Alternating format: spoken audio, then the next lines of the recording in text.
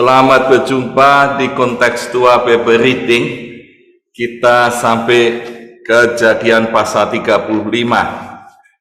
Allah berfirman kepada Yakub, "Bersiaplah, pergilah ke Betel, tinggallah di situ dan buatlah di situ mezbah bagi Allah yang telah menampakkan diri kepadamu ketika engkau lari dari Esau kakakmu." Lalu berkatalah Yakub kepada seisi rumahnya dan kepada semua orang yang bersama-sama dengan dia, "Jauhkanlah dewa-dewa asing yang ada di tengah-tengah kamu, tahirkanlah dirimu, tukarlah pakaianmu. Marilah kita bersiap dan pergi ke Betel. Aku akan membuat mezbah di situ bagi Allah yang telah menjawab aku pada masa kesesakan dan yang telah menyertai aku di jalan yang kutempuh." Mereka menyerahkan kepada Yakub segala dewa asing yang dipunyai mereka dan anting-anting yang ada pada telinga mereka. Lalu menanamnya di bawah pohon besar yang di dekat Sikem. Sudah itu berangkatlah mereka dan kejahatan yang dari Allah meliputi kota seling mereka, sehingga anak-anak Yakub tidak dikejar. Lalu sampailah Yakub Pelus yang di tanah Kanaan, yaitu Betel, ia dan semua orang yang bersama-sama dengan dia. Didirikannya mezbah di situ dan dinamainya tempat itu El Betel, karena Allah telah menyatakan diri kepadanya di situ ketika ia lari terhadap kakaknya. Ketika Deborah, inang pengasuh Ribka mati, dikuburkanlah dia di sebelah hilir Betel di bawah pohon besar yang dinamai orang pohon besar penangisan. Setelah Yakub datang dari padang Aram, maka Allah menampakkan diri pula kepadanya dan memberkati dia. Firman Allah kepadanya, "Namamu Yakub. Dari sekarang namamu bukan lagi Yakub, melainkan Israel. Itulah yang akan menjadi namamu." Maka Allah menamai dia Israel. Lagi firman Allah kepadanya, "Akulah Allah yang Maha Kuasa, beranak cuculah dan bertambah banyak. Satu bangsa, bahkan sekumpulan bangsa-bangsa akan terjadi daripadamu, dan raja-raja akan berasal daripadamu. Dan negeri ini yang telah kuberikan kepada Abraham dan kepada Ishak akan kuberikan kepadamu dan juga kepada keturunannya." Lalu naiklah Allah meninggalkan Yakub dari tempat ia berfirman kepadanya. Kemudian Yakub mendirikan tugu di tempat itu, yakni Tugu Batu. Ia mempersembahkan korban curahan dan menuangkan minyak di atasnya. Yakub menamai tempat di mana Allah telah berfirman kepadanya Betel. Sudah itu berangkatlah mereka dari Betel. Ketika mereka tidak berapa jauh lagi dari Efrata, bersalinlah Rahel, dan bersalinnya itu sangat sukar. Sedang ia sangat sukar bersalin, berkatalah bidan kepadanya, "Janganlah takut, sekali ini pun anak laki-laki yang kau dapat." Dan ketika ia hendak mengembuskan nafas, sebab ia mati kemudian, diberikannya nama Ben-Oni kepada anak itu, tetapi ayahnya menamainya Benyamin. Demikianlah Rahel mati, lalu ia dikuburkan di sisi jalan ke Efrata, yaitu Bethlehem. Yakub mendirikan tugu di atas kuburnya. Itulah tugu kubur Rahel sampai sekarang. Sesudah itu berangkatlah Israel, lalu ia memasang kemahnya di seberang Migdal Eder. Ketika Israel diam di negeri ini, terjadilah bahwa Ruben sampai tidur dengan Bilha, gundik ayahnya, dan kedengaranlah hal itu kepada Israel. Adapun anak-anak lelaki Yakub dan 12 orang jumlahnya. Anak-anak Lea ialah Ruben, anak sulung Yakub, kemudian Simeon, Lewi, Yehuda, Isakar, dan Zebulon. Anak-anak Rahel ialah Yusuf dan Benyamin. Dan anak-anak Bilha, budak perempuan Rahel, ialah Dan serta Naftali. Dan anak-anak Silpa, budak perempuan Lea, ialah Gad dan Aser. Itulah anak-anak lelaki Yakub yang dilahirkan baginya di padang Aram. Lalu sampailah Yakub kepada Ishak ayahnya di Mamre dekat Kiryat Arba. Itulah Hebron, tempat Abraham dan Ishak sebagai orang asing. Adapun umur Ishak 180 tahun. Lalu meninggallah Ishak, ia mati dan dikumpulkan kepada kaum leluhurnya. Ia tua dan suntuk umur, maka Esau dan Yakub anak-anaknya itu menguburkan dia. Ya, kisah di kitab Kejadian ada tokoh Abraham, Ishak, dan kita sampai pada tokoh Yakub. Perjalanan Yakub kita sudah melihat bahwa dia menipu Esau, akhirnya lari ke Laban. Dan setelah lari ke Laban, selama 20 tahun dia kembali lagi ke rumahnya dan dia dipertemukan pada Esau dan damai ada beserta dengan Yakub sekeluarga. Di pasal 35 dimulai dengan Allah berfirman kepada Yakub. Firman-Nya, bersiaplah, pergilah ke Betel, tinggallah di situ dan buatlah di situ mezbah bagi Allah. Ini firman Allah ini mengingatkan apa yang pernah Yakub bernasar kepada Allah. Kasus ini kita bisa tanyakan, mengapa Allah berfirman pada Yakub? Apakah Yakub lupa tentang nasarnya? Atau Allah mengingatkan Yakub? Dan mestinya pada waktu Yakub pulang sampai ke Esau dengan damai dan selamat, mestinya prioritas pertama Yakub membuat mezbah bagi Allah. Tapi Allah sekarang berfirman terlebih dahulu, dia ingatkan terlebih dahulu, dan ini menunjukkan bahwa apa yang dinasahkan Yakub dituntut Allah untuk digenapi. Jangan melarikan diri dari nasar kepada Allah, dan itu paling bahaya.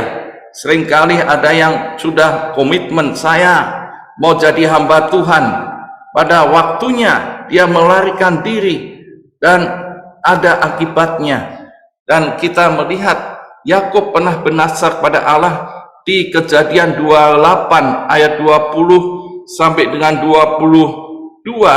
Dia mengatakan kepada Allah, jika Allah menyertai aku dan melindungi aku di jalan yang ku tempuh, memberikan aku roti dan pakaian sehingga aku selamat kembali ke rumah ayahku, maka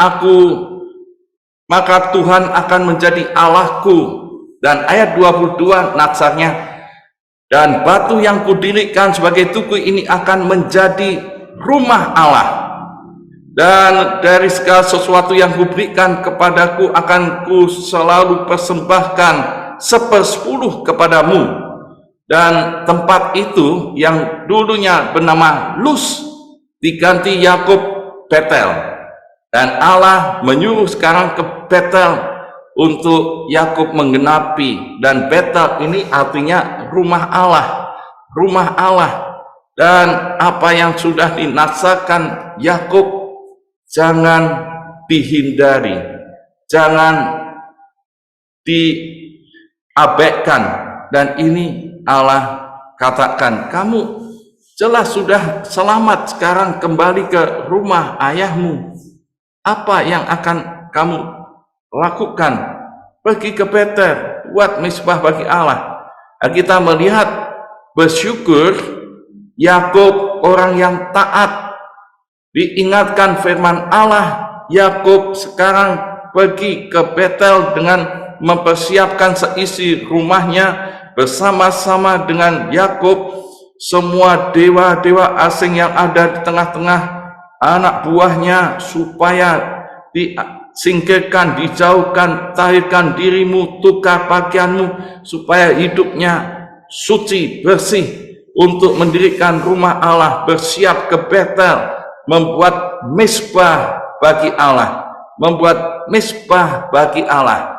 Yakub setelah diperintahkan Tuhan, dia kembali ingat apa yang telah dilakukan oleh Allah. Yang pertama, jelas Allah menampakkan diri dengan mimpi malaikat itu yang ada di tangga itu. Dia tahu bahwa Tuhan sekarang sudah menyertai, Tuhan sudah melindungi dan menjawab doanya dalam masa kesengsaraan, dan dia bisa kembali ke rumah ayahnya dengan selamat. Dan inilah kesadaran Yakub, ucapan syukur Yakub, sehingga dia membangun mezbah bagi Allah, menggenapi apa yang pernah dinasarkan, apa yang pernah dijanjikan. Dan di situ kita lihat ayat berikutnya, Allah menampakkan diri lagi dan berfirman di ayat 9, setelah Yakub datang di padang Arah, Allah menampakkan diri pula kepadanya dan memberkati dia. Saudara, kita bisa belajar orang-orang yang taat kepada Allah. Allah meneguhkan kembali apa yang pernah dijanjikan pada Yakub, dan dimulai dengan Allah memberkati. Dan dikatakan selanjutnya, nama yang pernah disampaikan pada Yakub, kamu bukan lagi Yakub tapi Israel. Pada waktu bertemu dengan malaikat Tuhan, namanya sudah diubahkan, bukan pakai strategi manusia, tapi sebagai mengandalkan Allah, berjuang Allah, Israel. Dan janjinya tetap sama, akan beranak cucu, bertambah banyak. Dan di ayat ini diberikan penjelasan, raja-raja akan muncul dari keturunan Yakub ini. Ya, raja-raja akan muncul dari keturunan Yakub yang akan datang. Memang ada orang yang pernah memberikan tafsiran bahwa ini perjanjian lama, ini dongeng dan sebagainya. Salah satu alasannya di sini, sebelum ada raja kok ini sudah ditulis oleh Musa bahwa keturunannya akan ada raja-raja. Ini firman Allah, Allah yang tahu akan masa depan. Tentu dia akan punya rencana dan punya kehendak. Maka inilah firman Allah, nubuatan yang diberikan Allah, dan pasti terjadi. Keturunannya Yakub akan muncul raja-raja, dan tanah perjanjian tetap diberikan pada Abraham, Ishak, Yakub. Dan ini berkat Tuhan yang dijanjikan, diteguhkan lagi, dikonfirmasi oleh Allah bahwa Yakub yang sudah diselamatkan kembali ke rumah ayahnya dan mendirikan mezbah bagi Allah, yang menaati Tuhan dan mempersembahkan untuk Tuhan 1/10 dari apa yang dia miliki. Ya, Tuhan terus akan berkati. Sudah lihat diskusi tentang persepuluhan, persoalannya ini Alkitabiah atau tidak, dan ini perjanjian lama atau perjanjian baru. Ini soal niat hati, bernazar kepada Tuhan.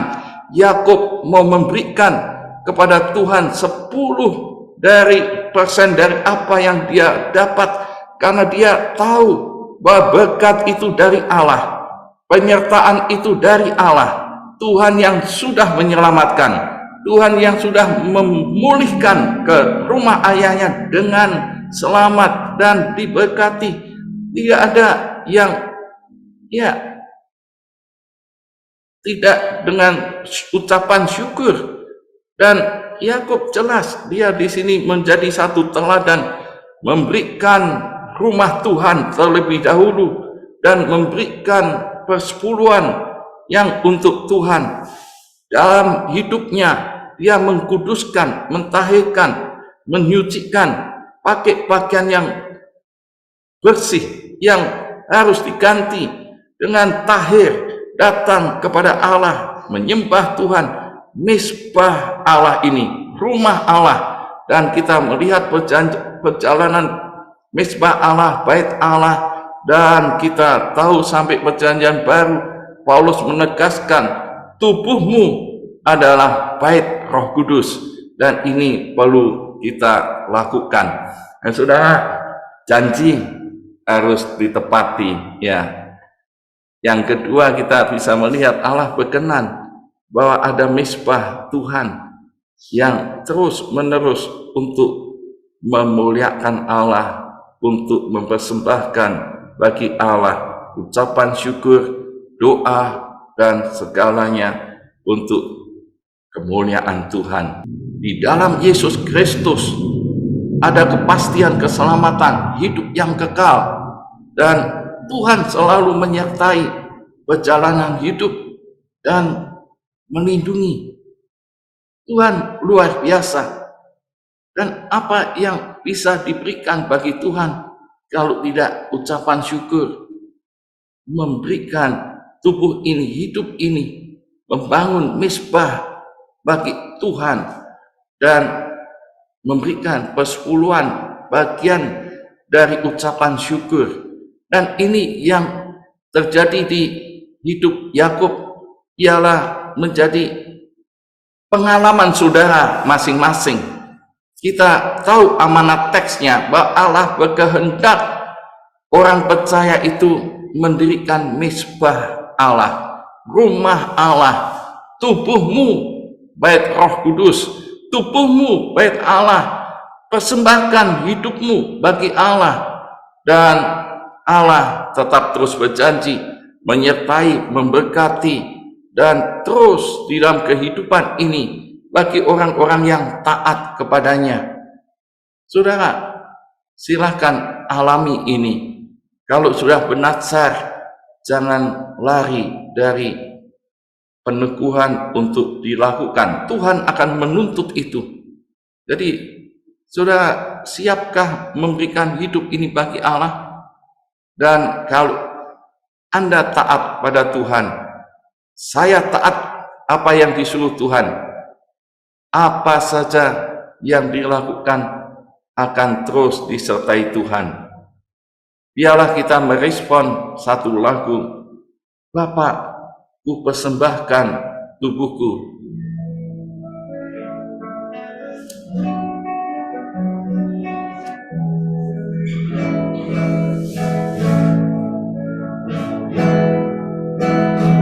Bapa, ku persembahkan tubuhku sebagai persembahan yang hidup, kudus, dan yang berkenan pada ibadah yang sejati. Ku sembah Kau Tuhan, ku sembah Kau Tuhan, ku serahkan hidupku kepadamu untuk kemuliaan